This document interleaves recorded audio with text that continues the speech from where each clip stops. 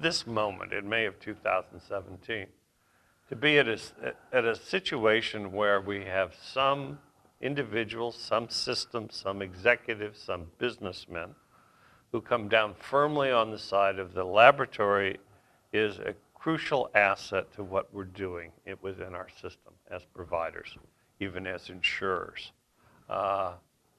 And then there's a second set which seems to suggest that the laboratory is a pure commodity and that we should buy these tests and perform them as cheaply as we possibly can. And if we can actually have someone else take on that task, we're very happy to unload it. And of course, I'm alluding to the spate of recent acquisitions of laboratories. But this seems to be a divide, and I would say this is one of the changes from 2 years ago when we talked a lot about this, but it was like there was no form coming out of here's an alternative on this hand and an alternative over here. So we're seeing that, and that's going to have important implications, it would seem to me. Yes.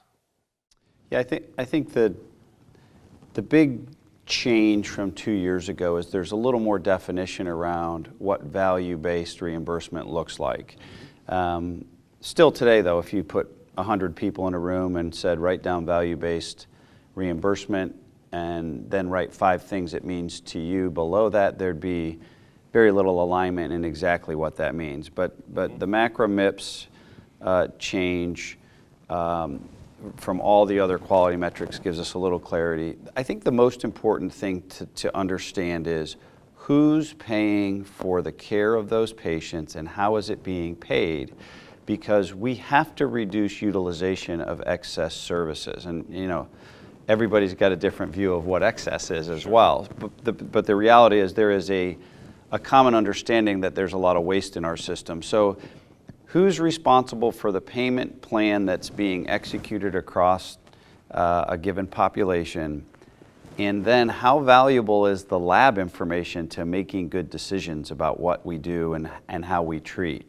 And so the change in who pays, and risk-taking is something we're going to hear a lot more about in the healthcare ecosystem over the course of the next 3 to 5 years. Doctors are in the perfect position to influence excess utilization of every service that gets used. The question is, are we prepared with information to make those decisions? And that transition from who's at risk, how the transaction takes place, how we reduce what's considered excess, and making those decisions with data is going to be key to driving down the cost of healthcare. That iteration is just beginning. Optum is obviously interested in being part of that. We saw value at AHN in being part of that with Optum. You're going to continue to see that trend gain steam. Okay. And I think from the laboratory, from the consolidation point, with what Matt's saying, from a laboratory-focused point of view, we are in flux between fee-for-service and a value-based method. Mm-hmm. So we are on a curve that is moving from fee-to-service, but the laboratory, for the most part, is still a fee-for-service business. So we lag a little bit. Mm-hmm.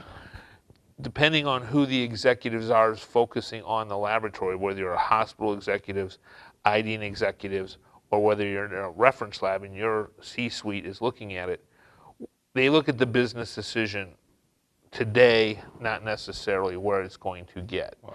So when you're in a declining fee-for-service market, consolidation to other labs may be a benefit to you. If you can't focus, as I said earlier, on what the value is downstream. If you're a large oncology group, you're not going to farm your lab out. Mm-hmm. You have to have that testing there. If you're still focused on a fee-for-service model, you may sell the services to a larger lab who can do it less expensively, but you better make sure who owns that data and how are you going to use that data downstream later. I think that they're missing the point of laboratory testing is not the end goal. Laboratory information to improve the patient and bend the cost curve is the new goal. Right. Consolidation makes sense if you still achieve those two goals. If you don't, you've really commoditized the lab, and that's not what laboratory testing was designed for.